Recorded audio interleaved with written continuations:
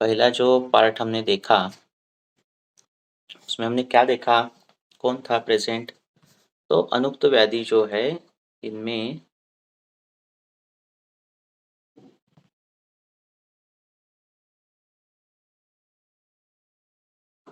इनमें कैसे विचार किया जाए? हुँ?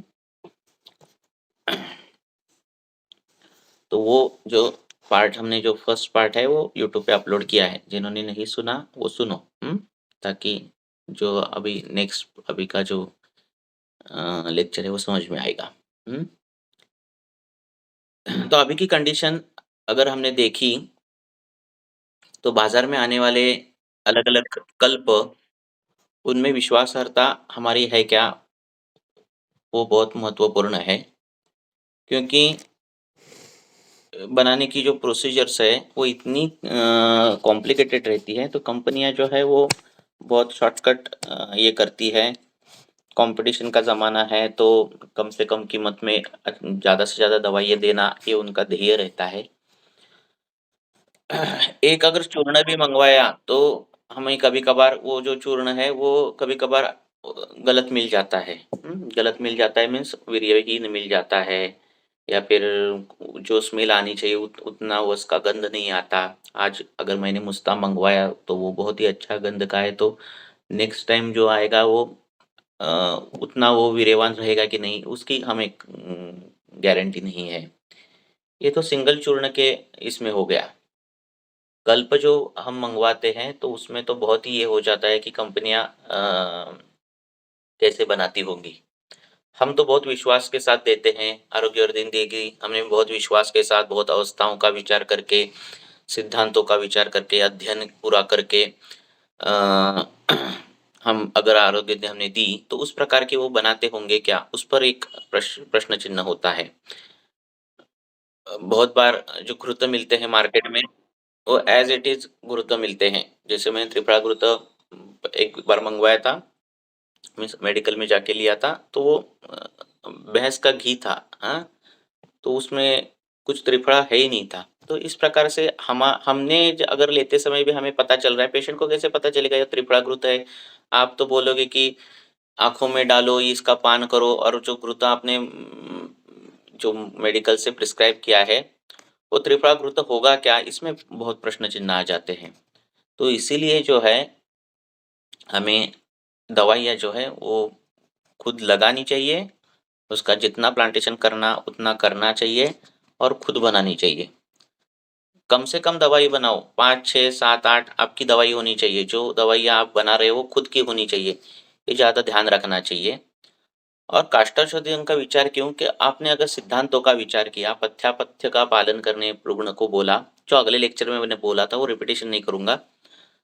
तो आधा काम आपका उसमें ही हो जाता है, 50% आपका काम उसमें ही हो जाता है कि आप पेशेंट का निदान परिवर्जन करते हो और व्याधि का 50% काम करते हो। बचे हुए 50% के लिए आप अगर अच्छे तरह से सिद्धांतों का उपयोग किया और काष्ठ औषधि का प्रयोग किया, तो जो है उसमें उसमें ही व्याधि जाते हैं।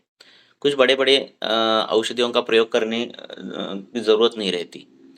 सूत्र स्थान ये ऐसा स्थान है कि वहाँ ही आधे जो व्याधि है वहाँ ही सॉल्व हो जाते हैं। चिकित्सा स्थान की ज़रूरत नहीं पड़ती। हमारे दिमाग में बहुत बैठा है कि चिकित्सा कौन-सी देनी चाहिए, चिकित्सा कौन-सी देनी चाहिए। पर अगर पथ्यापथ्य का विचार किया, उसका पानी बदला, उसका अन्न बदला, उसके जो डेली रूटीन की जो-जो चीज़ें हैं वो हमने बदली, तो जो है हम कम से कम दवाइयों में बहुत अच्छे से अच्छा रिज़ल्ट जो है हमें मिल पाता है।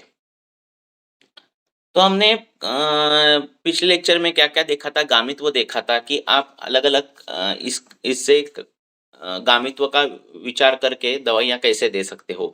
यकृत पे जाने की वाली दवाइयाँ, यकृतगामी दवाइयों के साथ देना, उसमें उस प्रकार की व्याधि हो तो उस प्रकार की दवाई उस प्रकार से देना। उसी प्रकार जो अवयव जिस धातु से बना है, सुश्रुताचार्य ने जिस प्रकार से अवयवोत्पत्ति बताई है, तो उस प्रकार के धातुओं पर जाने वाली दवाइयाँ उस अवयव पर जाएगी, हाँ? वो गामित्व उसका भी विचार हमने पिछले लेक्चर में किया था, जिसने नहीं सुना है वो सुनो, हाँ? ताकि इस लेक्चर में मैं कुछ पुनरावृत्ति नहीं करूँगा। दूसरा हमने देखा था कि अ, मल और धातु और उनका मल। मल में आने वाली विकृतियाँ, मल में होने वाले बदलाव उस धातुओं की ओर हमें इशारा करते हैं, उस धातुओं को ठीक करने के लिए इशारा करते हैं। हाँ, उपधातुओं में होने वाले बदलाव हमें उस धातुओं की चिकित्सा करने के लिए हमें इशारा करते हैं। तो उसका भी अनुक्त व्याधियों में उसका भी विचार होना चाहिए। मुझे बोलते समय आपको कुछ प्रश्न भी पूछने हैं तो उस रिलेटेड टॉपिक से बीच में आप पूछ सकते हो। तो दूसरा विषय आता है चिकित्सा में। अगर आपको चिकित्सा में प्रिसाइज निदान करना होता कैसा है कि एक ही रुग्ण रहता है, उसका निदान अगर एक हो गया, चाहे एक रुग्ण आया है और उसका अगर हमने निदान भी एक किया वातजरोध रोग इस प्रकार से किया, तो भी एक वैद्य की दवाई अलग रहती है, दूसरे की अलग रहती है, तीसरे की और अलग रहती है, चौथे की और अलग रहती है, पांचवे की तो उससे अभी अलग रहती है। ऐसा होता है हमारे में। ऐसा क्यों होता है? तो जब हेतु रहते हैं, हेतुओं का जब हम ज्ञान लेते हैं, हेतुओं की जानकारी लेते हैं, तो हेतु जो है कौन से गुण से बड़े हैं उसके मुताबिक हमारी यह दवाइयाँ जो है वो सिलेक्शन होना चाहिए। तो जितना प्रिसाइज आप हेतु निकालोगे, जितना प्रिसाइज आप हेतुओं के गुण निकालोगे, उतनी प्रिसाइज आप दवाई दे सकते हो। कभी कभार आप एक दवाई, एक द्रव्य, एक कष्टौषधि, दो कष्टौषधि, तीन, ज्यादा से ज्यादा तीन कष्टौषधि, इसमें आपकी चिकित्सा हो सकती है अगर आपका निदान जो है वो प्रिसाइज हो। ठीक है। विकल्प संप्राप्ति इसीलिए महत्वपूर्ण है कि जो है आपको प्रैक्टिस में जो है वो क्या कर देती है, प्रिसाइज ट्रीटमेंट प्रदान करती है। इसलिए गुणों की जो पढ़ाई है वो बहुत करनी चाहिए। हमारा आयुर्वेद जो है वो गुणवत द्रव्यवादी है, सब कुछ गुण पे लिखे हैं। सब कुछ गुण लिखा है। चाहे द्रव्य हो उनके गुण लिखे, चाहे आहार्य द्रव्य हो उनके भी गुण लिखे हैं, व्यायाम आदि क्रिया है उनके भी गुण लिखे हैं। तो सबके लिखते समय सबके गुण ही लिखे हैं। हाँ, उस गुण के आधारित हमें दोष पता चलेंगे, दोष के आधारित हमें चिकित्सा क्या करनी है वो पता चलेगी। तो ये जो गुण है, गुरु है, तो उसके अपोजिट गुण वो हमें मालूम रहने चाहिए और उस प्रकार से हमें चिकित्सा देनी चाहिए। जैसे गुरु गुण है, तो कोई इंसान गुरु अन्न खा रहा है, जड़ अन्न खा रहा है, नॉनवेज खा रहा है, जो गुरुता है, जो पचने के लिए टाइम लेता है, ऐसा आहार खाता है, मात्रा ज्यादा रहती है, इस प्रकार का आहार अगर वो खा रहा है, इसको बोलना है तो मैसेज में ये करो या फिर हाथ ऊपर करो। तो ऐसे गुरु अगर आहार खा रहा है, गुरु उसका जो कुछ आहार खा रहा है वो उसकी मात्रा भी ज़्यादा है, इस प्रकार से है, तो गुरु के विपरीत जो है लघु है गुण, तो हमें वहाँ चिकित्सा जो है वो लंघन रूप चाहिए, लघु चिकित्सा चाहिए।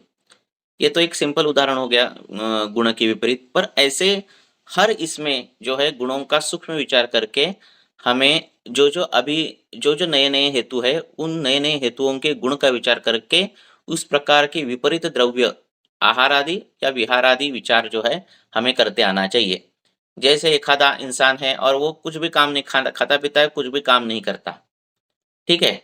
और सिर्फ पड़े रहता है दिन भर, बैठे रहता है। अब इसमें क्या है, स्थिर गुण की वृद्धि है, बराबर है ना? अब स्थिर गुण के लिए लंघन चिकित्सा है क्या? नहीं है। स्थिर गुण के लिए क्या चिकित्सा है? चल गुण चिकित्सा है। उसको व्यायाम ही करना है। देखो मैं क्या बोल रहा हूँ। पहले का इंसान था जो बहुत खाता था, गुरु अन्न खाता था, उसका वजन बढ़ गया और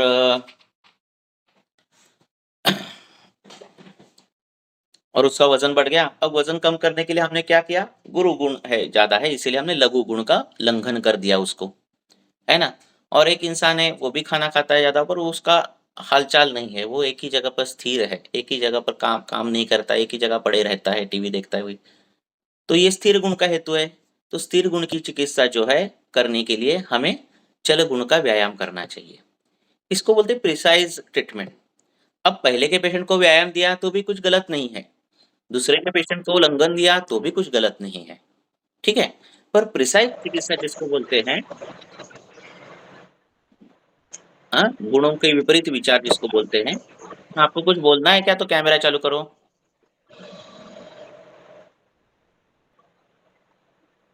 कैमरा बंद कर दो, ये अपना माइक बंद कर दो। मैं ही कर देता हूँ।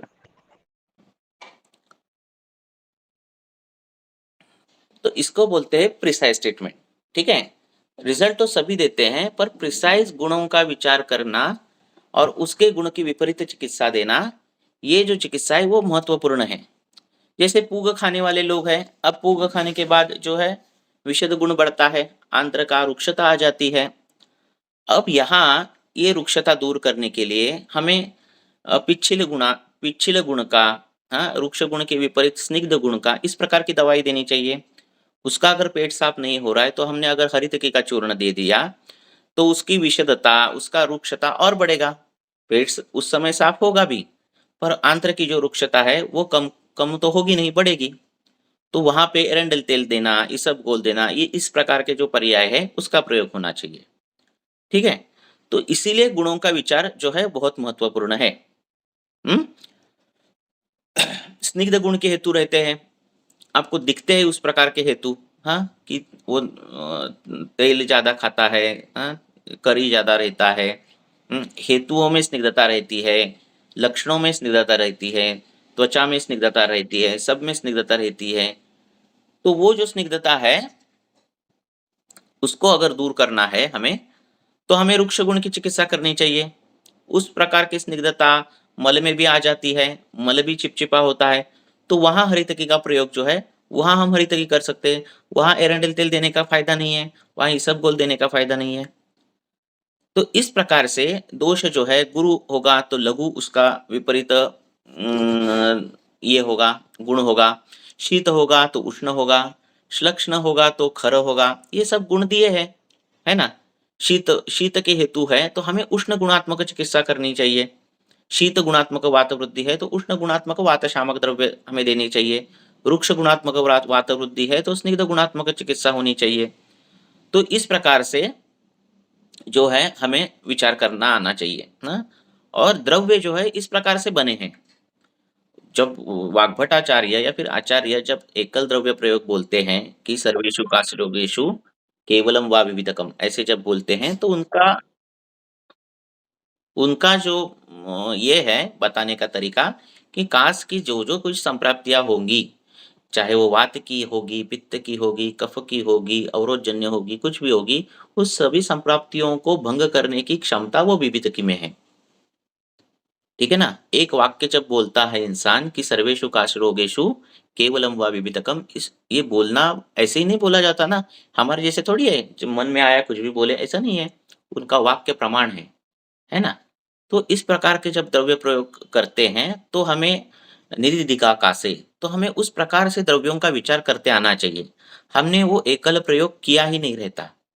50% हमने पथ्य पालन करने के बाद, पथ्य पालन हम जब करते हैं हेतु का, आपने माइक कैमरा चालू किया तो अभी चलेगा किसी ने, हाँ, ऐसा कुछ नहीं है, सिर्फ माइक बंद रखो। तो हेतु जब हम बंद करते हैं, निदान बंद करते हैं, तो 50% तो ट्रीटमेंट हमारी होती है। तो बचे हुए 50% के कास को, बचे 50% के श्वास को जो है वो विविधकी काम कर देती है, पर हमने वो दी नहीं रहती है, उस तरीके से दी नहीं रहती है। ठीक है, हर एक व्याधि में जो है, मैं ऐसे रैंडमली बोलूंगा क्योंकि मैंने कैसे नोट्स निकाले, अभी पेशेंट खत्म हुए और मैंने ये लेक्चर अभी मैं ले रहा हूँ। तो हर एक व्याधि में एक एक द्रव्यों का उल्लेख आया है। जैसे प्रमेय है तो प्रमेय में शिलाजित का प्रयोग आया है ना। तो बस्तीगत जो जो संप्राप्तियां हैं, बस्तीगत होने वाली जो जो कुछ संप्राप्तियां हैं, वो सभी संप्राप्तियों को भंग करने की क्षमता केवल शिलाजित में है। एकेरी द्रव्य केवल एक शिलाजित में है। तो जब बस्ती में होने वाले अनुक्त व्याधि भी आपके पास आए, तो उधर की वो व्याधि हरण करने की क्षमता जो है वो शिलाजित में है, तो शिलाजित का प्रयोग करना चाहिए ऐसे इसमें। ठीक है ना। तो ऐसे बहुत से द्रव्य आते हैं, आप भी प्रैक्टिस में यूज करते होंगे अलग अलग द्रव्य, आप बीच बीच में बताए तो भी चलेगा, ऐसा कुछ नहीं है। जैसे त्रिफला है। अब त्रिफला जो है नेत्र के लिए, अभ्यंतर बाह्य दोनों के लिए अच्छा है। त्रिफला का धावन करना, पेट में त्रिफला लेना और वो घृत मधु के साथ लेना, हाँ, ये अगर कर दिया तो आँखों की बहुत सी बीमारियाँ जो है वो चली जाती है।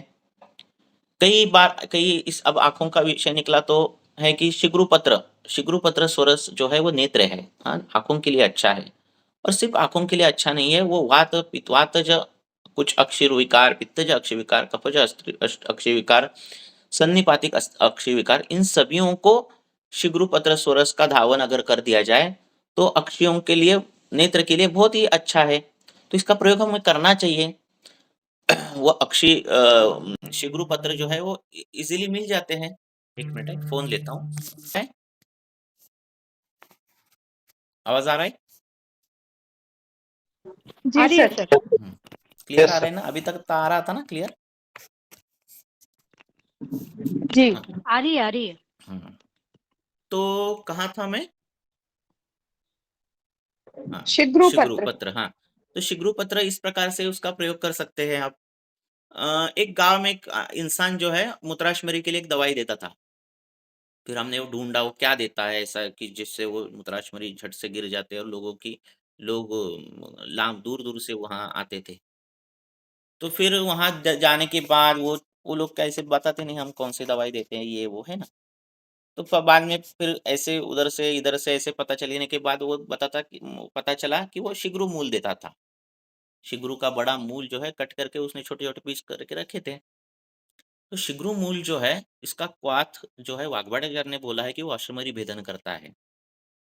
ठीक है। और वातज और कफज अश्वमरी जो जो कुछ है, पित्तज छोड़ के, तो इनका भेदन और पातन करने की क्षमता उसमें है, शिग्रू मूल में। पर हमने दिया ही नहीं कभी। हम क्या वो कॉम्बिनेशन यूज करते हैं, गोली गुटी बिटी देते हैं, पाँच गोलियां देने वाले देते हैं हम, और चुपे ऐसे कॉस्टिंग बढ़ाते हैं। तो शिग्रू मूल जो क्वाथ है, वो अश्वरी भेदन बहुत अच्छे तरह से करता है। उसका प्रयोग अगर किया जाए तो पता चलेगा कि कैसे काम होता है। पर हमने किया नहीं, इसलिए बोल रहा हूँ कि करना चाहिए। इस प्रकार के छोटे छोटे प्रयोग है। दूसरे जो है,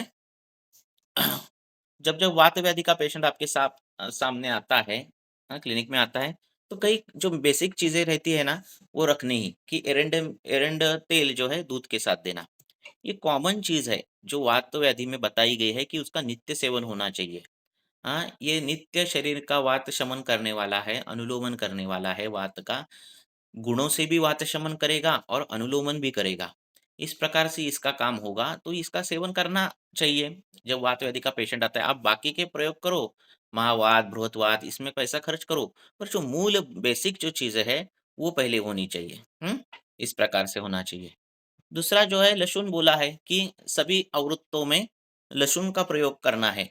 तो लहसुन वटी भी मिल जाती है, लहसुन भी आप खाने के लिए बोल सकते हो पेशेंट को। सिर्फ रक्त और पित्तानुबंध वात नहीं चाहिए, कफानुबंध हो, केवल वात हो, हाँ, इस प्रकार का अगर वात हो तो लहसुन का प्रयोग करना चाहिए। वो आवृत्त वात में जो है श्रेष्ठ बोला है।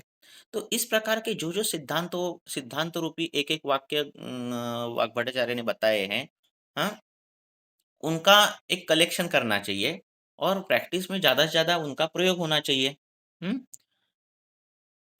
दूसरे छोटे-छोटे कल्प रहते हैं, छोटी-छोटी काष्ठावस्त्र रहती है, जिनका जो है हम प्रयोग अ, कर सकते हैं, जो हमें मालूम मालूम रहती है पर हम उसका प्रयोग ही नहीं करते।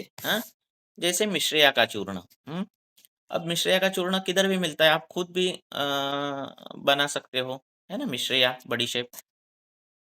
तो इसका जो चूर्ण है वो अगर अपान काल में दिया तो वो योनि शूल नाशक है। तो योनि शूल की जो जो संप्राप्तियां हैं, हाँ, चाहे वो व्यवहार से लेकर हो या फिर दोषी कारणों से हो या फिर आघातज हो, इस प्रकार की सभी संप्राप्तियां जो है वो दूर करने की क्षमता उसमें है, मिश्रिया में हम देते हैं वो। हाँ, तो इस प्रकार से शूलनाशक अगर शास्त्र में दवाइयाँ निकालोगे तो अलग-अलग शूलनाशक दवाई आपको मिलेगी। बस्ती शूलनाशक ऐसी दवाइयाँ मिलेगी। इसमें अजमोदा श्रेष्ठ है। अजमोदा जो है बस्ती शूलनाशक है। हुँ, ठीक है? पाषाण वेद वो भी काम करता है। हुँ, बस्ती शोधक और बस्ती शूलनाशक। अ, ठीक है? और पुनर्नवा सिद्ध दुग्ध, हुँ, ये भी बस्ती शूलनाशक है।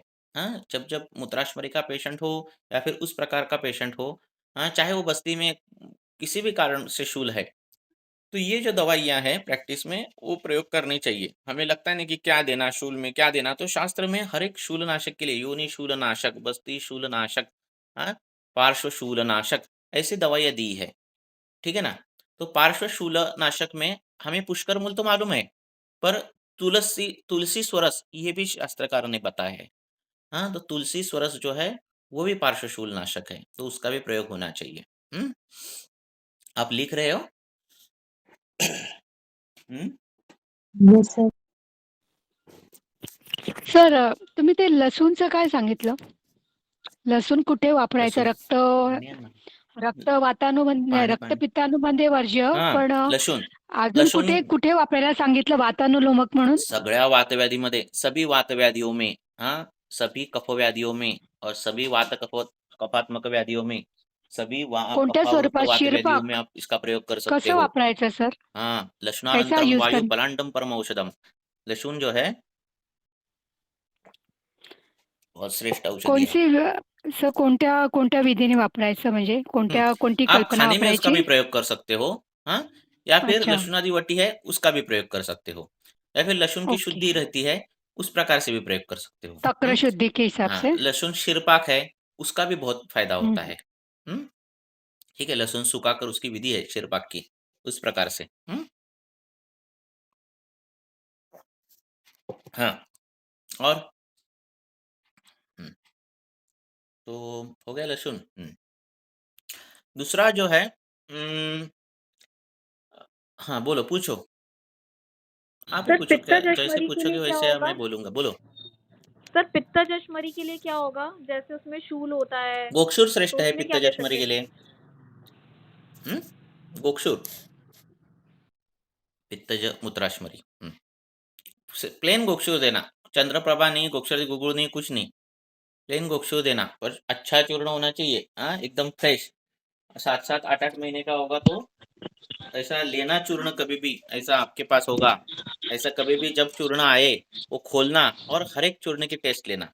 हम्म, जो गंध युक्त चूर्ण है उसका तो गंध आना ही चाहिए बहुत अच्छे तरीके से। शुंठी है वैसे अगर जबान पर डाल दिया जाए तो तीखा, उसका तीखा जोपन है वो दिखना चाहिए। आपके पास बहुत पुरानी शुंठी आती है, हाँ, 6-6 7-7 महीने की, फिर वो क्या पाचन करेगी, इस प्रकार से रहती है वो, पूरा लकड़ी का भूसा टाइप रहती है, ऐसी नहीं होनी चाहिए, वो तीखी, उसकी तीखापन दिखना चाहिए। इसीलिए हर चूर्ण जो रहते हैं उसका जो है टेस्ट लेनी चाहिए। हाँ, गोक्षुर होगा तो गोक्षुर लेना, और रोज टेस्ट लेनी, हर हर टाइम आया ना जो बैच आएगी उसकी टेस्ट लेनी, तो एक बार आपको पता चलेगा यार ये जो इसमें कुछ गड़बड़ी है। ठीक है ना? तो हर एक की टेस्ट आपको मालूम चाहिए, गोक्षुर हो, लोद्र हो, हर एक की। ठीक है? सर ये पित्तज मूत्राशमरी के साथ साथ गॉल ब्लैडर स्टोन्स में भी काम करता है क्या गोक्षुर? एक मिनट, आपका आवाज नहीं आ रहा है ना। हाँ, सर गोक्षुर गॉल ब्लैडर स्टोन्स में भी काम करता है क्या? हाँ, नहीं, गॉल पित्त ब्लैडर का मतलब अलग है, मूत्राशमरी, वो विषय अलग है, गॉल ब्लैडर अलग है, पर अधुनाभिज मतलब आपने पित्तचाशमरी हाँ, के लिए बोला ना, तो इसलिए पूछा मैंने, वही पित्तज अनुषंग से. मूत्राशमरी। हम्म, नहीं नहीं, मैं ये पूछ रही थी कि गॉल ब्लैडर पे भी जाता है क्या ऐसे? हाँ, गॉल ब्लैडर स्टोन के लिए संप्राप्ति अलग रहती है, एक उदावृतजन्य संप्राप्तियां रहती है, एक पित्त का सांद्र हम्म. गुण बढ़ने के कारण होने वाली संप्राप्ति अलग रहती है, एंटासिड रोज खाने वाले लोगों में होने वाली संप्राप्ति अलग रहती है, वो हमें छर्दी वेग का धारण, इस प्रकार से संप्राप्तियां भंग करनी पड़ती है, तो उसका अलग अलग संप्राप्ति रहेगी। ठीक है। हम्म, हाँ, तो कहाँ पर आए थे हम? वहां पर आए थे, गोक्षुर था. गोक्षुर था। तो गोक्षुर के बारे में मैंने गोक्षुर के इसमें वर्णन किया है, गोक्षुर कहाँ कब यूज करना रहता है ना, गोक्षुर के गुण कैसे हैं, है ना, हाँ, वो सब उसमें देखो, मैं हर द्रव्य के बारे में इसमें ये किया है ना, तो उसमें गोक्षुर का भी वर्णन है, हाँ, गोक्षुर क्या करेगा। हाँ, तो इस प्रकार से द्रव्यों का जो है प्रयोग आप कर सकते हो। डिलेड माइलस्टोन के बच्चे रहते हैं, और उनमें फिर हम पाल्सी न्यूरॉन, ये न्यूरॉन, वो न्यूरॉन, ब्राह्मी का ये कल्प, वो ब्राह्मी, वो ऐसे बहुत बहुत बहुत बहुत कल्प का प्रयोग होता है।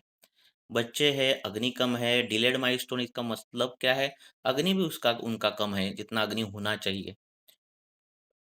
तो कभी-कभार वो कल्प जो है, उनका प्रिसाइज़ विचार नहीं होता। हुँ?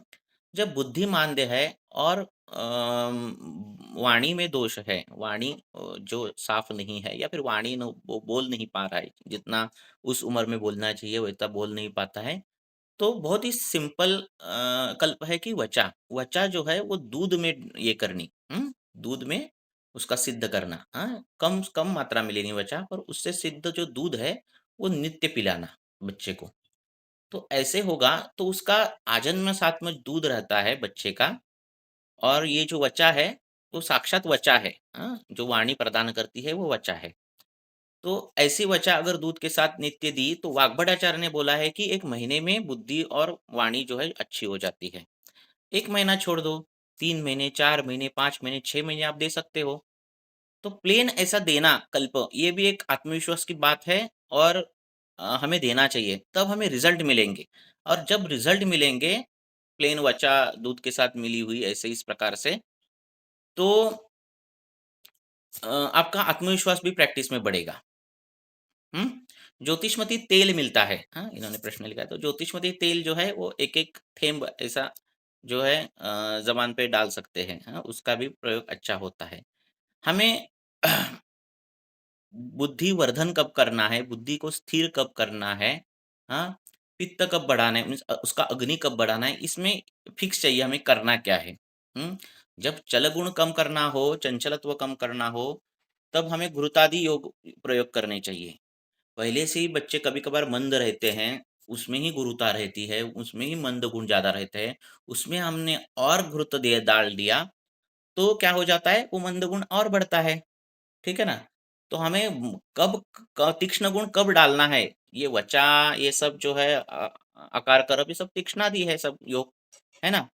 तो उस प्रकार की संप्राप्ति हो, तो वो क्या होता है, मार्केट में मिलने वाले जो रहते हैं ना प्रोडक्ट, उसमें सब मिक्स करते हैं वो, वचा भी उसमें डालते हैं, ब्राह्मी भी उसमें डालते हैं, शंखपुष्प भी उसमें डालते हैं, और जो-जो कुछ दुनिया में जो-जो कुछ बुद्धिवर्धक है, वो सब उसमें डालते हैं, और फिर वो प्रोडक्ट बना देते हैं।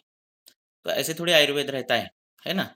ब्राह्मी का काम अलग है, ब्राह्मी मंद है, गुरु है, वचा अलग है, वचा उष्ण है, तीक्ष्ण है ना? सब आप खुद की कॉम्बिनेशन करके, संयोग करके अगर दोगे, तो कभी-कभार अंधेरे में वो पत्थर लगेगा भी, और वो प्रिसाइज़ स्टेटमेंट होगी नहीं, ठीक है ना? एग्री हो ना आप? हुँ? दूसरी बात जो है कि आगे-आगे जाता हूँ फ़ास्ट, कि शास्त्र में कई दवाइयाँ हैं, उसका प्रयोग अगर हमने इस प्रकार से अनुपान के इसमें किया, तो बहुत ही अच्छे रिज़ल्ट मिलते हैं। जैसे कि हरितकी चूर्ण। अब हरितकी चूर्ण बहुत ही बेस्ट है, क्योंकि वो दीपन करता है, वो पाचन करता है, मल का पाचन करता है, सर्वगुणात्मक है, अनुलोमक है, उसका फ़ॉल्ट एक ही है हरितकी का, कि वो वृक्ष है। अब वृक्षता के कारण अगर वृक्ष गुण की कुछ संप्राप्तियाँ हो, हुँ? उष्ण गुण की कुछ संप्राप्तियाँ हो, वृक्ष उष्ण ऐसी संप्राप्तियाँ हो, तो हरितकी को निषिद्ध बोलते हैं कि वहाँ हरितकी का प्रयोग नहीं करते। और हरितकी का प्रयोग नहीं करते, हरितकी के साथ अगर अनुपान बदल दिया जाए, उसके जो वो 2 गुण हैं, वो 2 अगर गुण नष्ट किए जाए, तो वही हरितकी अमृतवत होती है। इसलिए हरितकी सिद्ध घृत आया है, और वो मूर्छाहर है, हाँ?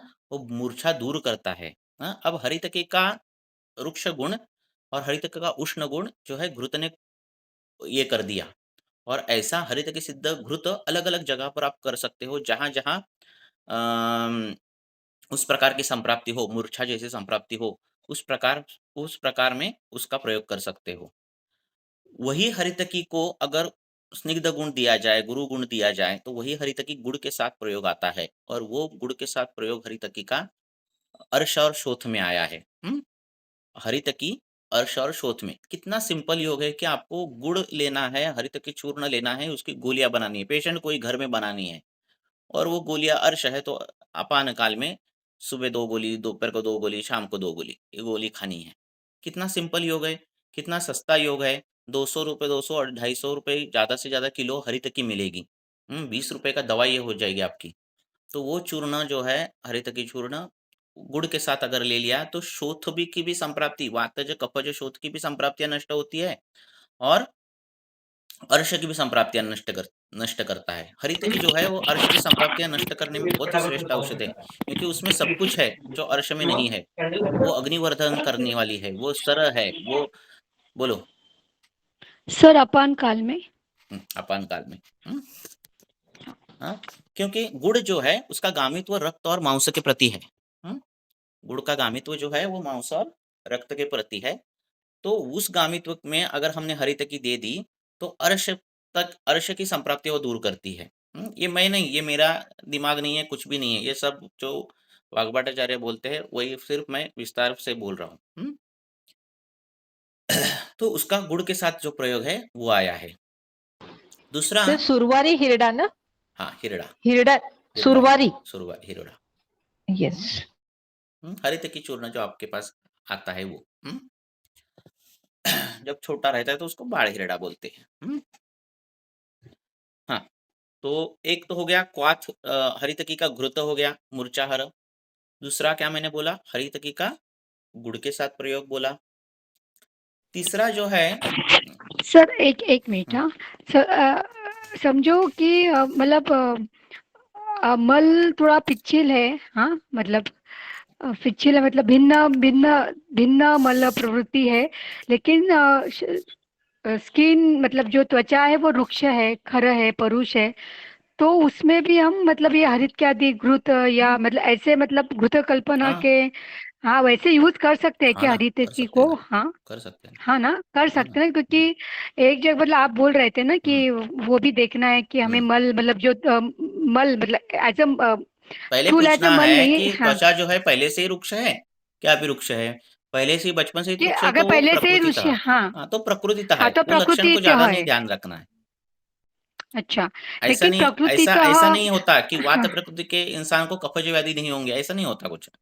हाँ हाँ, वात लेकिन जो प्रकृति के ऑलरेडी इंसान की मतलब भी मल है। प्रवृत्ति जो है वो हाँ सब कफ मल प्रवर्तन हो सकता है, तो उसमें वो प्रयोग हिरड़ा का ही करना, हरितकी का करना, ऐसा नहीं करना वात प्रकृति हाँ, इसलिए मैं लेकिन हरितकी के उसका साथ प्रयोग करूँ। अनुपान मतलब फिर जैसे आप बोल रहे हैं कि घुट के साथ हम लोग और गर्म पानी से ले सकते हैं। हाँ ले सकते हैं ना। हाँ ठीक है, थैंक यू। वही बोल रहा हूँ मैं, एक एक बता रहा हूँ आपको। अब गर्म पानी के साथ हरितकी कब प्रयोग बोलना है, ये क्यों ऐसे पढ़ाई करने में बोल रहा हूँ, हर एक द्रव्य को ऐसे अलग अलग एंगल से क्यों पढ़ना, यही तो खासियत है ग्रंथकारों की। ठीक है ना, एक ही साधन से आपको हर लड़ाई जीतने की क्षमता आनी चाहिए।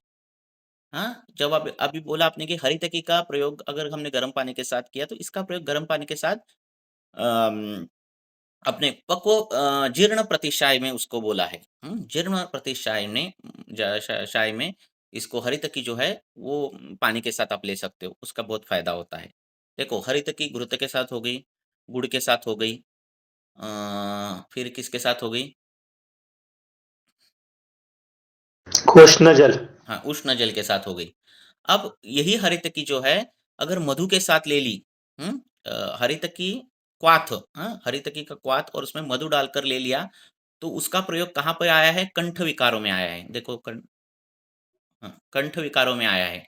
तो कंठ के जो जो विकार है कि आवाज नहीं आ रहा है, इधर कुछ अवरोध जैसा हो रहा है, ऐसे जो भी कुछ विकार है, तो उसमें हरितकी क्वाथ, वही हरितकी वही गर्म पानी के साथ करो, ये तो क्वाथ करो, उसमें शहद डालो और वो पीना है। वो कंठ विकारों में उसका प्रयोग आया है, एक ही हरितकी।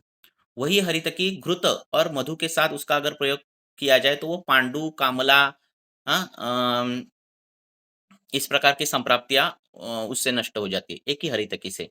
अगर घृत और मधु असमान मात्रा में घृत मधु अगर ले लिया जाए और उसमें मिक्स किया जाए तो वही हरितकी पांडु और कामला में आई है। ये वाग्भटाचार्य ने लिखा है, मैंने नहीं। ठीक है।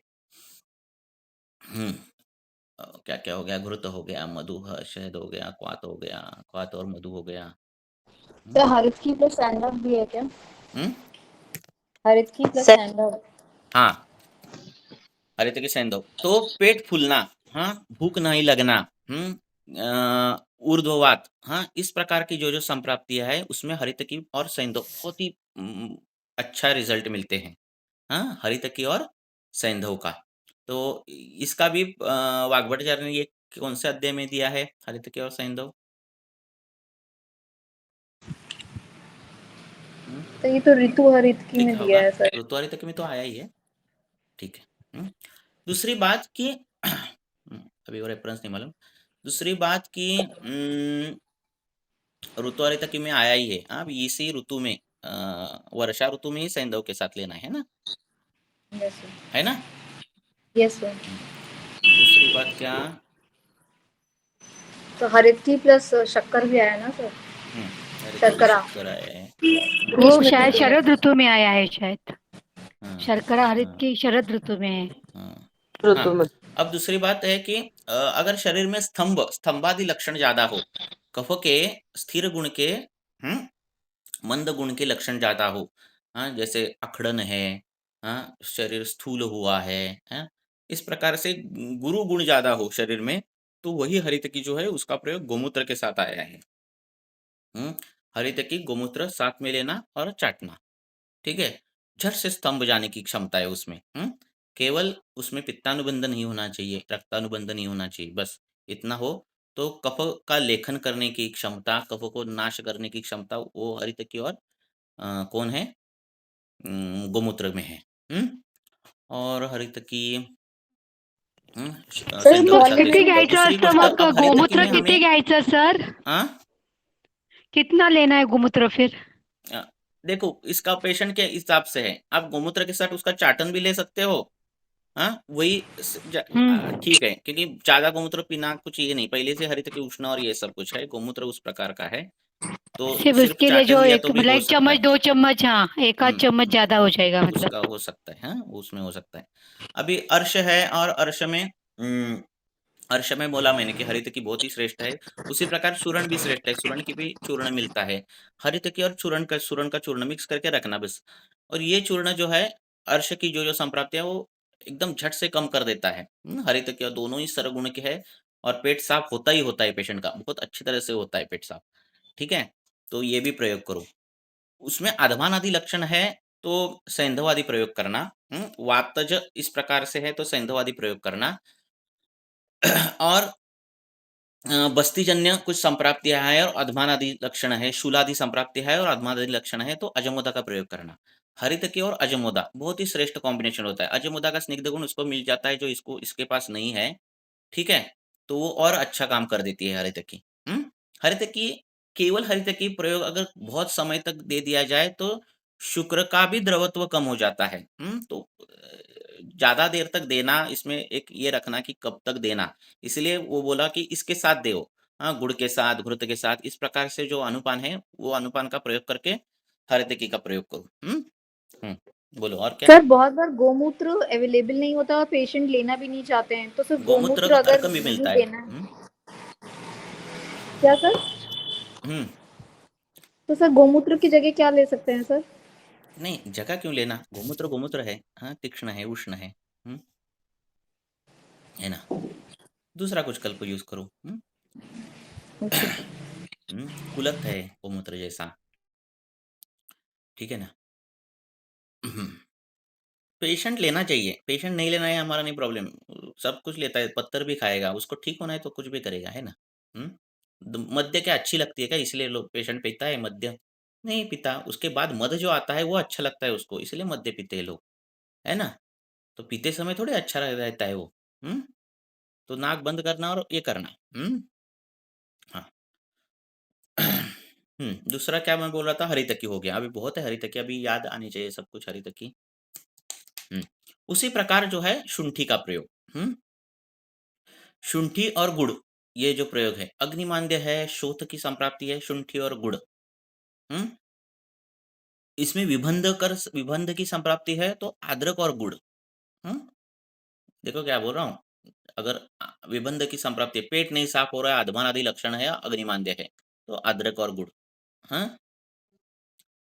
गुरुता है, स्तंभ है संधियों में, विबंध नहीं है, पेट साफ होता है पर पेट साफ अच्छे से नहीं होता, हाँ, ऐसी संप्राप्ति है तो शुंठी और गुड़। हाँ, बहुत ही श्रेष्ठ कॉम्बिनेशन है ये। ऐसे नहीं उसको विश्व भेषज बोला है, ठीक है। अदरक जो है वो अनुलोमन का काम अच्छा करता है, ठीक है। शुंठी जो है वो ग्राहित्व अच्छा है। अदरक का दीपनत्व शुंठी से ज़्यादा है। इसका मतलब शुंठी का नहीं है ऐसा नहीं है। तो इस प्रकार से करना। दूसरी बात जो है हुँ, दूसरी बात हमारे पास जब पेशेंट आते हैं तब 2 चीज़ें वो करता है। एक तो वो आहार आहार खाता है, पीता है, आहार का एक प्रयोग रहता है उसके इसमें विहार में और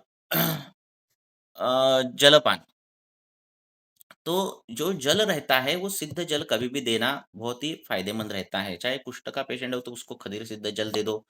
क्योंकि जो ये हम जल पी रहे हैं, जो ठंडा पानी पी रहे हैं, उसके गुण जो है शास्त्रकारों ने वो अभिसंधि बोले हैं। वो गुरु बोले हैं।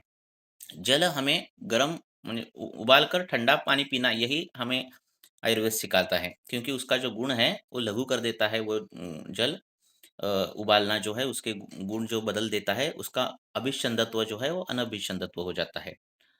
तो कभी भी पेशेंट जो जल पीता है वो जल पे संस्कार होने चाहिए। जब-जब पेशेंट को लग रहा है कि पेशेंट बोल रहा है कि बार-बार आमावस्था आ रही है, बार-बार अग्निमांद्य की अवस्था आ रही है, बार-बार पेट अच्छे तरह से साफ नहीं होता, बार-बार जब पेट साफ होता है तो उसमें चिपचिपापन रहता है, कफज ये रहता है, आमज रहता है, दुर्गंधी रहती है। ऐसे जो-जो पेशेंट रहते हैं, उनको शुंठी सिद्ध जल देना है। जल देते समय बहुत शुंठी डालनी है क्या? नहीं डालनी है। 1 लीटर पानी हो तो एक आधा चम्मच या फिर 1 चम्मच 1 लीटर पानी में आधा चम्मच डाल दिए तो भी बहुत काफ़ी हो जाती है। पानी उबालना है, उबालने के बाद उसमें शुंठी डालनी है और वही पानी दिन भर पीना है। ऐसा अगर वो पानी पीते जाएगा, तो नित्य उसका पाचन होगा जब-जब वो पानी पिएगा। पानी का जो अभिसंधत्व है, गुरुता है, जो पानी आम्ल निर्मिति करने वाले देखो अति अम्बुपान ये त्रिदोषकर बोला है। ठीक है ना? तो पानी का ये जो दोष है वो चले जाते हैं। नित्य वो पानी जो पिएगा वो आम-पाचन करने वाला, अग्निवर्धन करने वाला ऐसे रहेगा और झट से आपको रिज़ल्ट मिलेंगे। जैसे कुष्ठ में हम खदिर सिद्ध जल देते हैं, उस प्रकार से। बहुत ही अग्निमांद्य ये मैं नहीं बोल रहा हूँ, ये आचार्य वाग्भटाचार्य बोल रहे हैं, गृहणी अध्याय में। आपको लग रहा है कि बहुत ही अग्निमांद्य है पेशेंट में और इतना अग्निमांद्य है कि आधी चपाती भी नहीं जाती, इस प्रकार का रहता है, पानी भी नहीं पीता है। तो वो उनका जो पानी है, उनका उसका जो पानी है वो मरीच सिद्ध जल करना। वो जो पानी है वो मरीच सिद्ध करना। ऐसे वो पानी नॉर्मल पीता ही है, उसमें मरीच डालना आधा चम्मच 1 लीटर में। और ये जल जब-जब पानी पिएगा तो ये जल देना। इससे धीरे-धीरे, धीरे-धीरे रोज़ अग्नि को ट्रिगर मिलेगा, रोज़ अग्निवर्धन होगा और धीरे-धीरे भूख बढ़ेगी। कुछ बड़ा पंचकोला कुछ बड़े-बड़े कल्प यूज़ करने की ज़रूरत नहीं है। ऐसे सिद्ध जल से भी काम होने वाली चीज़ें रहती है प्रैक्टिस में, तो उनका प्रयोग करना चाहिए। हुँ? अ, दूसरा बोलो, आप सर बोलो थोड़ा मुझे रेस्ट मिल ये रही है। हाँ पानी मतलब जो उबाल के सिद्ध हम लोग कर रहे हैं हुँ। तो ये सब उबालने के मतलब गैस बंद करने के बाद इसमें ये द्रव्य ऐड करने हैं कि उबालते वक्त ही ऐड करने हैं नहीं, आप कैसे? कैसे भी करो, सिद्ध करने के लिए उस द्रव्य के गुण उसमें जाने चाहिए। आप उसके साथ अगर उबालोगे तो पूरा जल ही शुंठीमय हो जाएगा, फिर उसको लगेगा मैं पानी पी रहा हूँ क्या शुंठी का क्वाथ पी रहा हूँ। हाँ मतलब वही और फिर उसके अगर हुँ। उसके जो तेल मतलब अगर उसका औषधि तत्व अगर तेल जैसा है तो वो तो उठ जाएगा ना वोलेटाइल हो जाएगा ऐसा तो कुछ वही उठता-बैठता पूछना नहीं है। था मुझे। वो हमारे इसमें नहीं विचार है, वो एलोपैथी में विचार है। मैं ना ऐसे अगर होते थे तो सभी अरिष्ट-विरिष्ट फिर वीर्य ही नहीं बनते, कितना उबालते हम, है ना? हाँ तो मतलब जब ये अभी बंद करना है तो उसके 2-5 मिनट पहले उसमें डालना है ऐसा कर हुँ। सकते हैं ना मतलब डाल एक सकते कभी भी युक्ति प्रमाण से। पहले भी डाल सकते हो, बाद में भी डाल सकते हो, ऐसा कुछ नहीं। उससे वो गुण ओके गुण से लिप्त हो जाएगा वो पानी। और ओके शुंठी ओके के, मरीच के इस प्रकार से। ये प्रयोग करो। आपको जब ऐसा महसूस हो ना कि इस प्रकार से आमावस्था आ रही है, इस प्रकार से जड़त्व आ रहा है, आलस्य आ रहा है, आप 1-2 दिन शुंठी का जल पी कर देखो, ठीक है ना? खुद का जब तक हमारा जो आयुर्वेद हमारे खुद के आयुष्य में नहीं जाता, तब तक आप विश्वास पूर्वक पेशेंट के आयुष्य में नहीं ला सकते। हुँ, ठीक है? तो इस प्रकार से उसका प्रयोग करना है। हुँ। क्या और पूछ सर रहे थे? धान्यक सिद्ध जल कहाँ देते हैं सर? हाँ? धान्यक सिद्ध जल कहाँ देते हैं सर? धान्यक और मुस्ता या फिर धान्यक यस और सर। विश्व ऐसे सिद्ध जल जो है वो अतिसार की जैसे संप्राप्तियाँ हैं उसमें देते हैं। पित्तातिसार हो या फिर द्रवत्व ज़्यादा जा रहा है, इस प्रकार में देते हैं। ठीक है? हुँ। धन जो है वो रस से पित्त शामक है। वीर्य से उष्ण है, हैं? तो वो कुल मिलाकर सब जो उसके गुण हैं वो पित्त शामक इस प्रकार से है। हुँ? हुँ।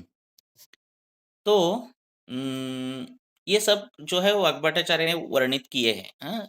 धान्यक और शुंठी, धान्यक और एक है उशीर है शायद। तो इस प्रकार से सिद्ध जल जो है उन्होंने वर्णन किए हैं। हाँ, तो ग्रहणी जैसी संप्राप्तियां हो, अतिसार जैसे संप्राप्ति हो, अग्निमांद्य जैसी संप्राप्ति हो, उसके ग्रेड के मुताबिक आप शुंठी सिद्ध करनी है या फिर मरीच सिद्ध करना है। मरीच सिद्ध करोगे तो बहुत ऐसी संप्राप्ति चाहिए कि बहुत ही कफावृत संप्राप्ति है, बहुत ही अग्निमांद्य है, कुछ खा ही नहीं रहा, इस प्रकार की संप्राप्तियां है। इस प्रकार की संप्राप्ति हो तो मरीच पर जाना, इतना ज्यादा नहीं है तो शुंठी पर जाना। इस प्रकार से उसका ये करना। हाँ, कितना बजे? हम्म, हाँ, दूसरा हाँ, दूसरे शास्त्र में ऐसे-ऐसे चूर्ण आए हैं जिसका प्रयोग आप अनुपान बदल के अलग-अलग जगह कर सकते हो। जैसे नवायस चूर्ण आता है ना? तो उसका प्रयोग जो है आप शहद के साथ है, घृत के साथ है, तेल के साथ है, तक्र के साथ है, ऐसे अलग-अलग इसमें जो है वो चूर्ण का प्रयोग कर सकते हो। जो पांडु, कामला, शोथ इस प्रकार के संप्राप्तियाँ भंग करने की क्षमता उसमें है। लोह भस्म जो है वो सिंगल लोह भस्म जो है वो पांडु की संप्राप्तियां भंग करने की सामर्थ्य है लोह भस्म में। ठीक है, तो उसका प्रयोग जो है नवायस में आया है। तो नवायस चूर्ण जो है इस प्रकार से उसका प्रयोग करते जाओ। शोथ में, पांडु में, हाँ, अग्निमांद्य में, हाँ, इस प्रकार से इसका प्रयोग करते जाओ, उसके रिजल्ट अच्छे मिलेंगे। हाँ, दूसरा हरितकी हो गया, शुंठी हो गया, अदरक हो गया। अदरक अदरक का स्वरस जो है वो कफज काश में बहुत ही फायदेमंद है। बहुत मीन्स बहुत फायदेमंद है। आपका कोई भी कफ सिरप की भी जरूरत नहीं, कोई भी चूर्ण की जरूरत नहीं। अदरक स्वरस छोटी पनीर जिस पर हम करते हैं ना, पनीर नहीं, चीज की जैसी वो ये रहती है ना, इस पर अदरक ये करना, बारीक करना, वो अदरक लेना, वाटी में लेना, उसको दबाना, उसका स्वरस निकल जाता है। आधा चम्मच स्वरस, आधा चम्मच शहद, ऐसा मिक्स करो और दे दो। बच्चों में अगर वो उत्क्लेश हो तो झट से उल्टी आती है और कफ ही निकलता है बाहर। हाँ, अदरक सिद्ध स्वरस का, अगर ये मध के साथ दिया तो जो कफ है ना चिपका हुआ उर स्थान में वो टूट जाता है और उल्टी वामक वामक ही हो जाता है काम। और ये जो होता है बड़े में मस्त अच्छा से वो कफ जो है वो अनुलोमन हो जाता है, कफ का विलयन हो जाता है, अग्निवर्धन हो जाता है। कफज कास प्रतिशाय जैसी संप्राप्तियां, शीत गुण की संप्राप्तियां, गुरु गुण की संप्राप्तियां भंग करने की क्षमता या आदरस स्वरस विथ मधु इसमें है। तो इसका प्रयोग करते जाओ। बोलो क्या बोल रहे थे? हम्म हाथ ऊपर किया था ना किसने? सर प्लीज त्रिफला के बारे में भी बताइएगा सर। हाँ, त्रिफला जो है वो नेत्र के लिए अभ्यंतर बाह्य दोनों के लिए कारगर है। ठीक है, तो उसका घृत जो है अभ्यंतर पान के लिए ले सकते हो। या फिर शहद और घृत के साथ त्रिफला जो है वो रात्रि सेवन कर सकते हो। और त्रिफला जो है उसका घृत जो है उसका नेत्र में डालने के लिए उसका प्रयोग कर सकते हो। वातज पित्तज इस प्रकार के नेत्र विकार हो तो उसका प्रयोग करना है। त्रिफला सिद्ध घृत का। ठीक है, और पेट में तो खाने के लिए देना ही देना है। त्रिफला जो है शरीर को लगाने के लिए भी बहुत अच्छा है। जो आप ये करते ना नहाते समय, त्रिफला चूर्ण लगाने बोलो तो जितनी जिसकी दुर्गंधी हो स्वेद में, जिसके स्वेद में शरीर बहुत ही ऑयली हो, स्निग्धता हो, कृमियों की बार बार उत्पत्ति हो रही हो, दद्रू पामा जैसे त्वचा विकार आ रहे हो, ऐसे में त्रिफला का धावन करो, बहुत ही अच्छे रिजल्ट मिलते हैं। खाली रुक्षता आती है त्वचा पर, तो वो दूध के साथ लगाए तो वो भी नहीं आती। तो त्रिफला का धावन इस पर। बोलो और। हम्म,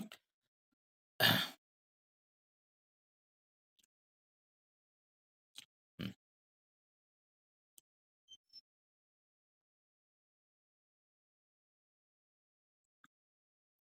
और किसको क्या पूछना है?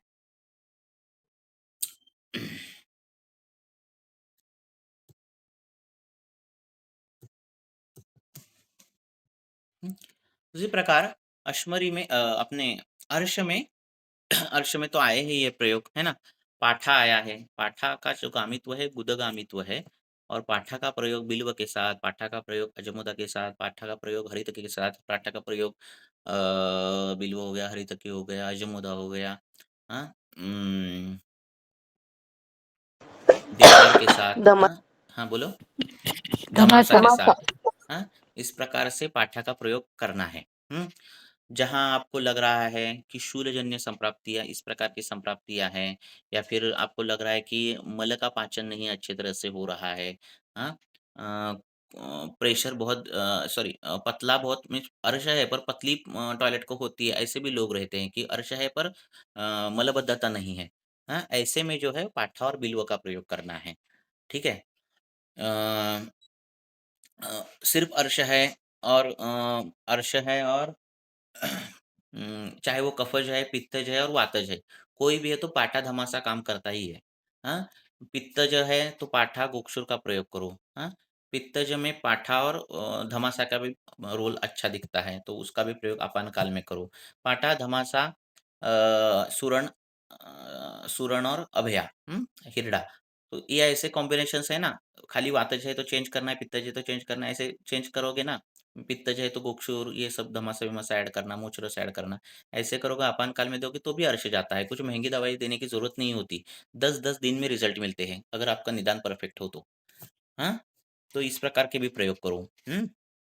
अक्षय विकारों में त्रिफला के साथ अलग अलग प्रयोग आए हैं ना। तो वो त्रिफला लोह भस्म के साथ, त्रिफला स्वर्ण माक्षिक के साथ, नहीं तो त्रिफला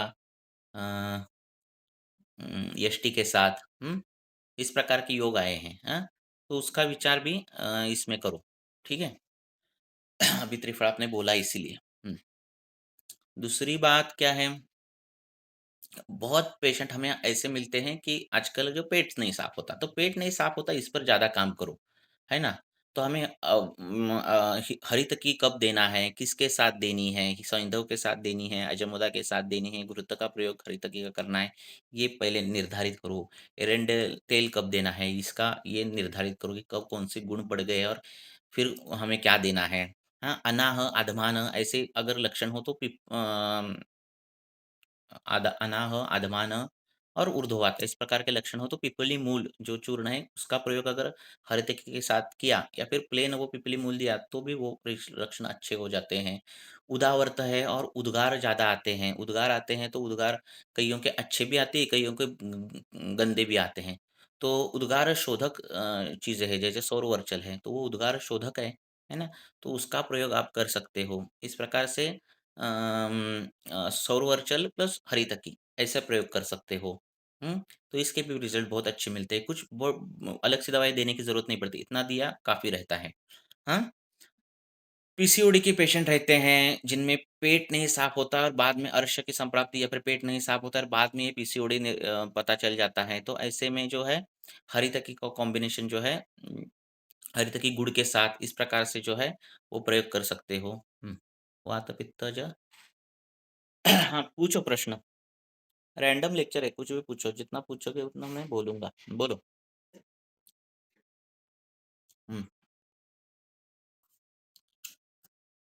सर ये आपने आना आदमान और ऊर्ध्ववात में हरितकी किसके साथ बताया? पिंपळी मूळ. पिपली मूल। परिकर्तिकासाठी मग काय वापरायचं इथं? हाँ, परिकर्तिका जब होगा तो आपने बोला ना पाठा और ये बिल्व या फिर पाठा, ये परिकर्तिका में अगर दाह नहीं हो तो पाठा और अजमुदा बहुत अच्छी तरह से काम करता है, कुछ भी देने की जरूरत नहीं। परिकर्तिका में दाह हो तो पाठा और गोक्षुर का प्रयोग करो, नहीं तो पाठा और धमासा का प्रयोग करो। पाठा और गोक्षुर क्या तो वो दाह युक्त तो परिकर्तिका भी जाती है। हम्म हम्म। ये प्रयोग करके देखो, ऐसे करके क्या होता है, ये दो ही दवाई कैसे देने, ऐसे प्रश्न आते हैं विद्यार्थियों को भी। ऐसे लक्षण तो इतने में बता रहे पेशेंट और आप दो ही दवाई, ऐसे नहीं होता, दो ही दवाई नहीं रहती, वो दो दवाई नहीं है, वो हर दवाइयों का धर्म पंचक है। हर दवाई अपने अपने इससे काम करती है। देखो द्रव्य है, उसको मालूम है क्या करना रहता है। वो द्रव्य है, वो एसिटामिनोफेन नहीं है, हाँ, जिसको आत्मा नहीं है। ये हमारे द्रव्य जो है उनको मालूम है क्या करना है, ठीक है ना। जब ग्रंथकार अभयाम आम्ल की और निशा बोलते हैं प्रमेय में देने के लिए, तो वो ऐसे नहीं बोलते कि 1 ही महीना दो, 2 ही महीने दो, ऐसे नहीं बोलते, या फिर 10 ही दिन दो। आंवला जैसा वृक्ष द्रव्य हाँ, बार बार देना, लगातार देना, हाँ, लॉन्ग टर्म देना, ये बात इजी नहीं है, क्योंकि वो रुक्ष है, शरीर में रुक्षता बढ़ाकर वात प्रकोप होना चाहिए पर नहीं होता। ठीक है, वो आंवला को मालूम है कि मुझे कब तक रुक्षता दिखानी है, कब तक मुझे क्लेद का शोषण करना है, और उसके बाद मुझे धातुओं का बल बढ़ाना है। वो उसकी एक खुद की एक बुद्धि है द्रव्य की। ठीक है ना, ये धर्म पंचक जो है ये सिर्फ पर्सनैलिटी बताने के लिए चीज है कि ये ऐसा कर सकता है, ये इसकी ये करने की पॉसिबिलिटी ज्यादा है। ठीक है ना, शतावरी मधुर मधुर ये है, गुरु है, मधुर है, शीत है, हाँ, ये उसकी पर्सनैलिटी हो गई कि ये भ्रमण करेगी, पर इस पर्सनैलिटी से वो अग्निवर्धन नहीं करना चाहिए उसने, पर वो करती है। ठीक है ना, तो धर्म पंचक जो है रस गुण वीर्य विपाक प्रभाव, तो इससे क्या होता है, द्रव्य के प्रति हमें पता चल जाता है कि द्रव्य क्या कर सकता है, पर इसका मतलब ऐसे नहीं कि वो वही काम करेगा। ठीक है ना, क्योंकि द्रव्य की उसकी अलग एक शक्ति है, और वो शक्ति हमें अलग अलग इसमें दिखती है। केवल आम्लकी का चूर्ण जो है, भट्टाचार्य ने बताया है कि वो रसायन रसायन काम करने वाला है, हाँ, आयु को जो है बढ़ाने वाला है। इसका मतलब वो आप केवल वो चूर्ण लॉन्ग टर्म ले सकते हो। ठीक है ना, तो ऐसे नहीं होगा कि उसकी रुक्षता से शरीर रुक्ष हो जाएगा, जो हरितकी से होता है, इससे नहीं होता है ना। तो हर एक द्रव्य जो है कई समय के बाद वो उसकी प्रॉपर्टी भी बदलता है, उसका वो काम भी वो अलग कर देता है। ठीक है, उसके बाकी के भी गुण के अनुसार। तो इतना नहीं तो द्रव्य गुण पढ़ के हम प्रैक्टिस कर सकते थे, है ना। हर एक द्रव्य का हमें रसगुण निरूपक मालूम है, हम प्रैक्टिस कर सकते, तो नहीं ऐसे करने आती। ठीक है, चिकित्सा स्थान पढ़ना ही पड़ता है। तो इसीलिए द्रव्यों का इसी एंगल से पढ़ाई करना। हरित की अभी मैंने बताई, उसी प्रकार से हरित की घृत के साथ, हरित की मधु के साथ, हरित की गुड़ के साथ, हरित की पानी के साथ, हरित की क्वाथ के साथ, हरित की इसके साथ, उसके साथ, इसके साथ, ये ऐसी अलग अलग जगह से आपने हरित की पढ़ी तो आपको हरित की समझ में आती है। ठीक है, एक हरित की समझने के लिए आपको इस सभी एंगल से हरित की पढ़नी चाहिए। शुंठी पढ़नी तो इस सभी एंगल से शुंठी पढ़नी है। देवदार पढ़ना है तो इस सभी एंगल से देवदार पढ़ोगे तो और देवदार परफेक्शन आ जाएगा। ठीक है, हिक्का और श्वास में देवदार का क्वाथ बोला है, प्लेन देवदार बोला है। क्यों उनको लगा नहीं उसमें रिंगनी डालो, क्यों उनको लगा नहीं उसमें काली सदी डालो, ये डालो, वो नहीं लगा।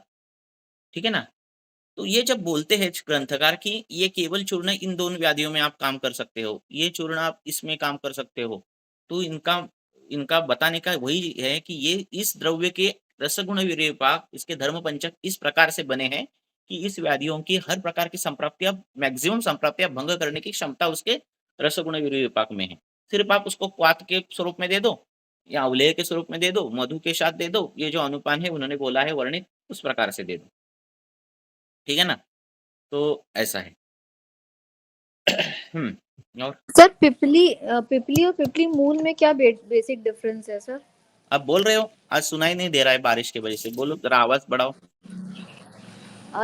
सर मैं कह रही हूँ पिपली और पिपली मूल में क्या बेसिक डिफरेंस है?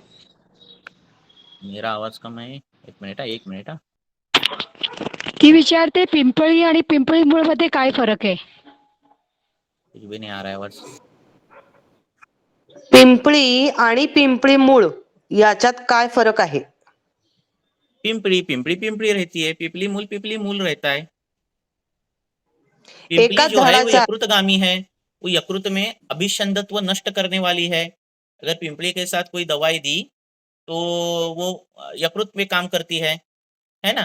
सर ती रक्ताग्नि बढ़ाने क्लियेवरती वाली काम चीज है, करणारी आहे ना? दीर्घकाल प्रयोग नहीं करने क्लियेवरती वाली चीज है। पिंपली मूल जो है वो निद्रा जनन, उसका काम ज्यादा है। पिंपली मूल का काम जो है वो आधमान आटोप लक्षण दूर करने का काम है। हर इसके जो है अलग अलग है। जैसे शिग्रु है, शिग्रु का जो रूट है वो अश्मरी भेदन करेगा, पत्र तो ठंडे है ना। तो एक ही पेड़ के सभी एक रहता है ऐसा नहीं रहता, बराबर है ना। रसगुड़े इरपा सर पिंपळीचं क्लियेवरती गामित्व आहे ना? दूसरी बात ये है, क्या बोल रहे हैं सर पिंपळी प्लेयेवरती गामित्व आहे ना तिचं? हाँ, प्लिहा यकृत दोनों। दोनों अच्छा। और आपने पिंपली मूल को निद्राहर बोला ना?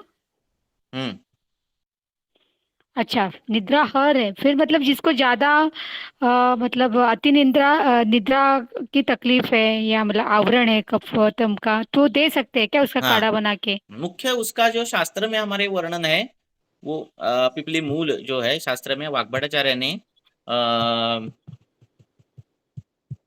चिकित्सा स्थान के कुछ 24-25वें अध्याय में उसका जो है अनाह और आटोप इसमें उसका केवल प्रयोग किया है, इसका पिंपली मूल का। दूसरा, उसकी एक मशी बनाई है जो थेसिस करते हैं, और उन्होंने वो मशी का प्रयोग जो है अ, उसका वो प्रयोग उन्होंने निद्रा पर किया है। उसका एक आर्टिकल देता हूँ मैं, एक है गूगल पे, मैंने उसका प्रयोग नहीं किया है खुद, और उसके मशी पर काम हुए हैं। ऐसा है। दूसरा है कि हाँ,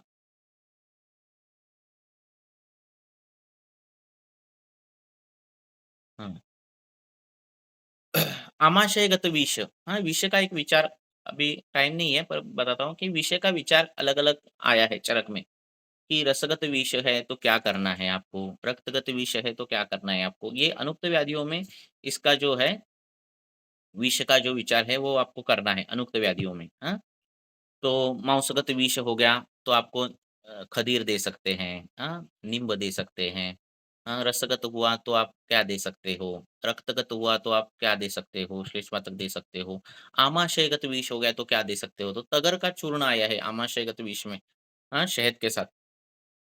तो ऐसी बहुत सी रहता है कि पेशेंट आम्ल पित्त का है, अभी आम्ल पित्त गया है, फिर भी कभी कुछ उल्टा-सीधा खाने के बाद आमाशय में कुछ गड़बड़ी हो जाती है, विषाक्तता जैसे लक्षण दिखते हैं। तो आमाशयगत विष ऐसा विचार करके तगर का चूर्ण जो बाकी के आप दवाइयाँ दे रहे हैं, उसमें आप प्रयोग कर सकते हो, या फिर केवल तगर जो चूर्ण है, वो मधु और शर्करा इसके साथ जो है उसका चाटन, हाँ, दिन में 1-2 बार दे सकते हो। फिर रिज़ल्ट मिलने के बाद उस प्रकार से आप टैली कर सकते हो कि हमारा निदान वो आमाशयगत विष है। तो इस प्रकार से भी विषय का विचार होना चाहिए। जो मैं प्रैक्टिस में विचार करता हूँ, वो सब मैं बोल रहा हूँ ऐसे रैंडमली, हाँ, आपको। सर हुँ। ये तगर कौन सा अवयव है, उपयुक्त अंग है? हाँ, तगर, साल है क्या? तगर तगर, त्वक तगर। है क्या उसका? हाँ, नहीं, तगर ये कौन सा, मतलब जो आता है तगर चूर्ण, वो कौन सा उपयुक्त साल अंग साल का? आती है। तगर, साल है ना? हाँ। हाँ, और जो छोटे ये रहते हैं तगर, क्या बोलते हैं, छोटे प्लांट रहते हैं, उसका फूल। पूरा पंचांगी आता है। अच्छा, पंचांग, ओके। ये जो छोटे रहते हैं ना, तो उसका पूरा हाँ पंचांगी हाँ आता है। हाँ। तो इस सर एक प्रकार से उसका रॅन्डमली प्रयोग, प्रश्न विचारू? हाँ, रॅन्डमली असं एक नॉर्मल प्रश्न विचारू? विचारा. घ्या आता एक प्रश्न घेऊया. हा सर. हा सर, ये म्हणजे आता सध्या सगळं उलट-सुलट खानपान आहे. तर जे ते वॉट्स येतात ना, स्किन वॉट्स, त्याचा हम्म. कसा म्हणजे विचार करायचा? नहीं, उसका बऱ्याच विचार जणांना क्या है, असतात. शास्त्र ने बोला है ना कि व्यान की दृष्टि रहती है और मांस की दृष्टि है। इस प्रकार व्यान से जो वायु है वो मांस में ये कर देता है। ये मांसांकुर है, जैसे गुदांकुर है उसी प्रकार से ये मांसांकुर है, ठीक है ना। तो इसका विचार उसी प्रकार से करना चाहिए। हमें मांस दृष्टिकर हेतु बंद होने चाहिए, और वायु नित्य जो है वो हमारा एक अनुलोमित होना चाहिए, वायु कंट्रोल में होना चाहिए, वात शमन रहना चाहिए। हाँ, तो ये वार्ट होने की जो टेंडेंसी है वो नहीं आती। अभी जो हुए हैं वार्ट वो अग्नि कर्म से आप दूर कर सकते हो, क्योंकि अधिमांसाचे विकार है, उसको शस्त्रशार अग्नि है। बराबर है ना। हाँ हाँ सर. हाँ, पर बार बार नहीं होने चाहिए। इसके लिए आपको क्या करनी है, अंकु अर्शांकुर की जो संप्राप्ति है,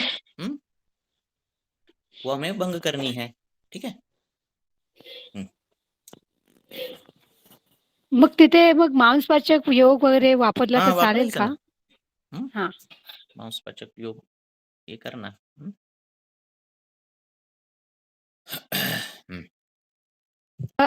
तिथे आपण तगर लोकल लेपनार्थ काय देऊ शकतो ह्या वॉट्स मध्ये, उसको असं तुम्ही जे आता निर्गुंडी एकद्रव्याचा सॉरी, हे क्या, स्नुही क्षीर निर्गुंडी तेल? हरिद्रा में मिक्स करके उसका ये कर सकते हो, तो वो जलकर वो सूख जाता है और बाद में नहीं आता।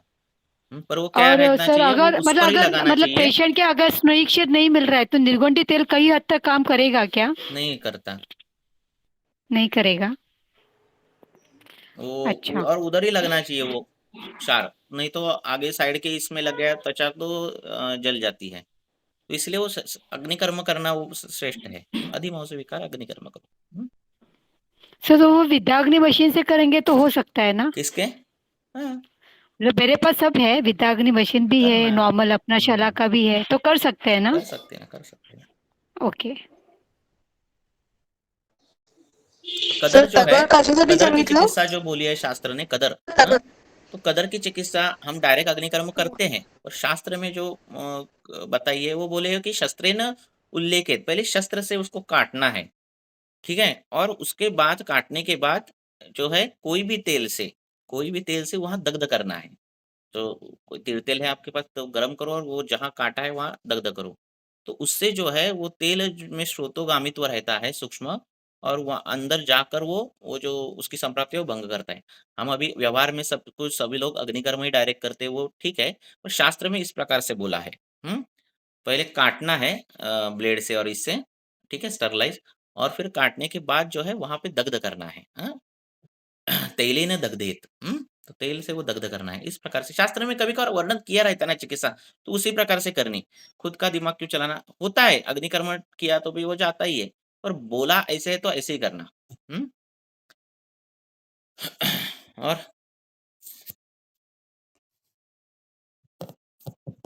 चलो रुकेंगे, 1 घंटा हो गया है। कल केस डिस्कशन करेंगे हम, फिर आपके केसेस जो है वो उस पर। Okay, thank you sir. हो गए ना प्रश्न सभी के?